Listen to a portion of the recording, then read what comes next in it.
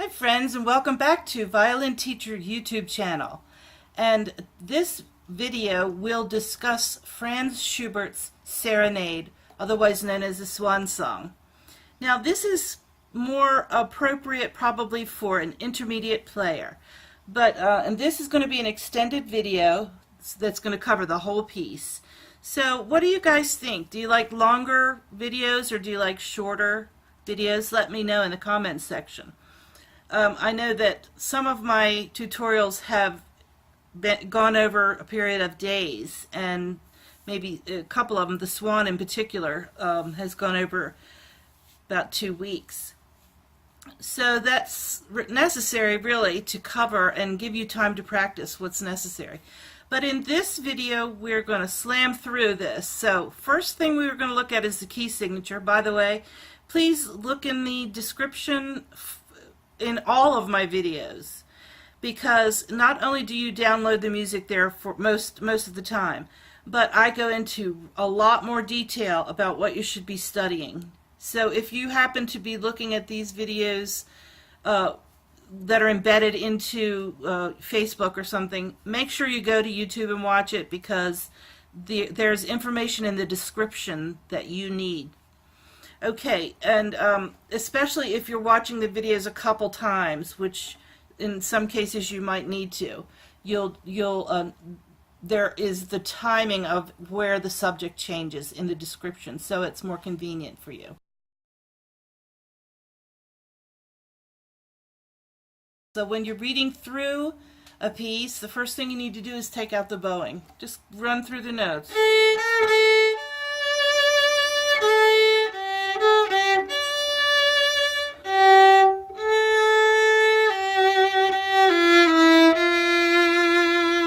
Now, for the sake of time, we're not going to count through the measures, but let us just talk about that much. So,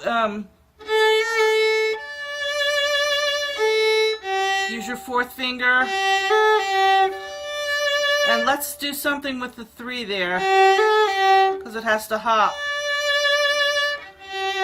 So have a little finesse with that. We don't want to hear that 3rd finger coming off the string, and then you have a rest right there. Use 4th finger or go into 3rd position. 3. Alright, so let's move on. The next part, I would really suggest not going to the E. Alright, let's play in 3rd position there. So how to find it? So you've got to practice from an A open to 3rd finger, F natural. So how are you going to do that? You sort of have to have this in under your skin, so you know where this note is, and then 3 would follow right there in a kind of a close 3rd interval.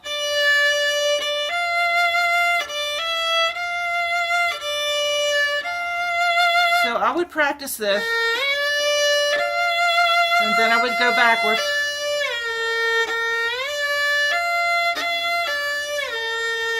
Alright, so you should know that shift backwards and frontwards, but you should also kind of know where 3rd position is from the open hand, and you have to do that in this piece. So you're going,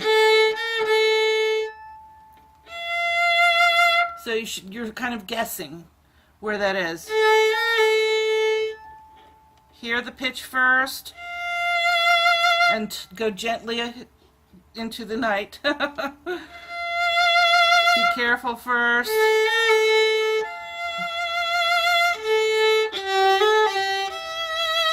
I would stay in for 3rd position. You could do the A, or you could play over the string. So, or you could even start the phrase in 3rd.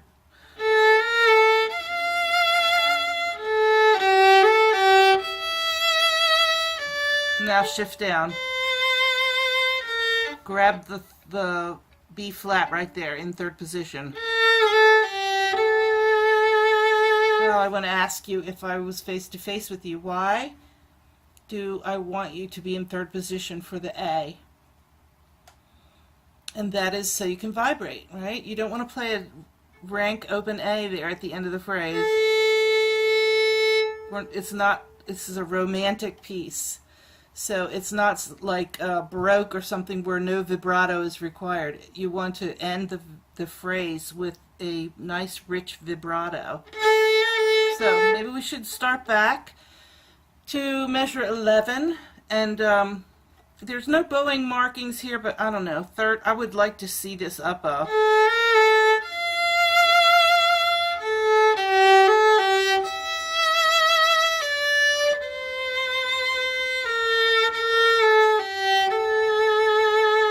Alright, so not only should that whole phrase really be in third position, but I had thought of another thing that you really need to do is start these up bow. Start these phrases up bow.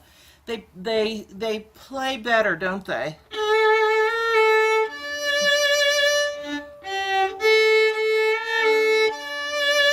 That note being on the down bow is better.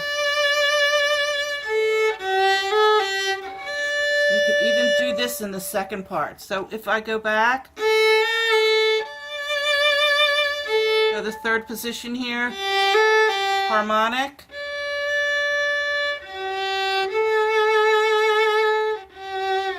shift down.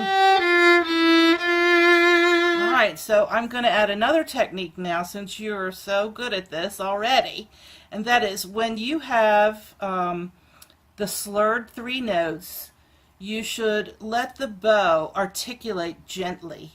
So the bow is going to, not quite that much though.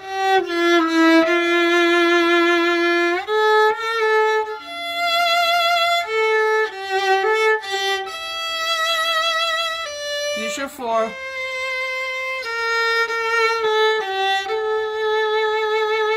Alright, now we have in the last line of page 1, we have a different kind of a flavor. Separate bows, let's run through it and see what we get.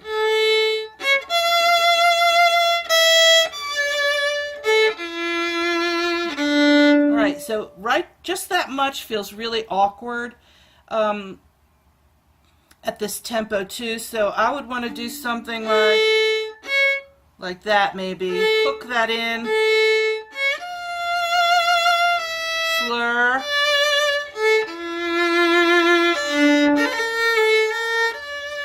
That works.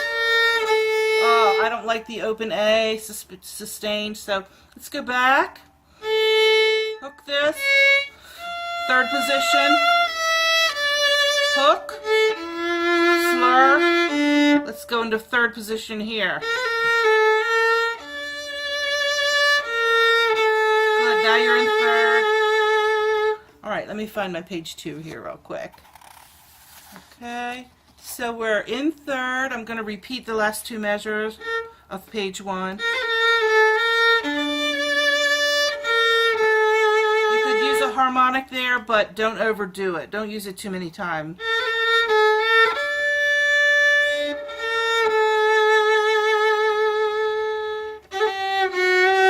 Now, there you can reach back for that slide for the F sharp.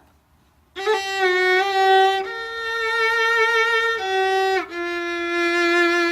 we're going to come back and lift, hook the bows,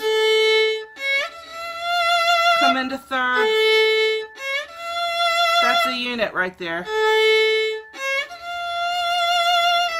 Now it's a little different, I think.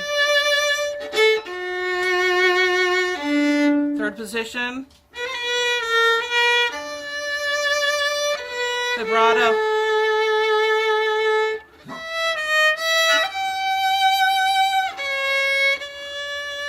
Alright, that works so far. Looks like in the music it's indicating a first ending. Okay, so let's see. That's all measures of rest. So we're going to jump down to the last line of page 2. Let me get page 3 ready here for you. Alright, since we hooked the dotted rhythms in at the top of the page, let's see what the second ending feels like hooked. So I'm going to play maybe in first position to begin with here.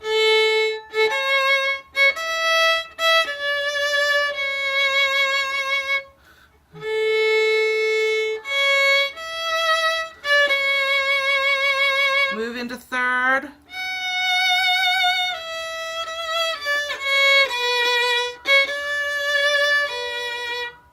So definitely I would suggest, it looks like this piece is going to work for you if you hook all the dotted rhythms. All right, now we're moving on to measure 40, 45. Now this is a really good example of where the bow doing that articulation will kind of cover up that slippy, slidey sound.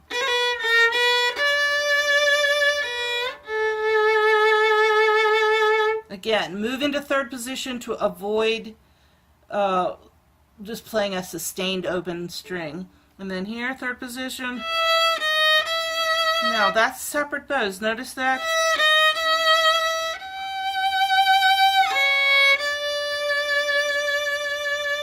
So that is rather like a peak of the piece. What follows is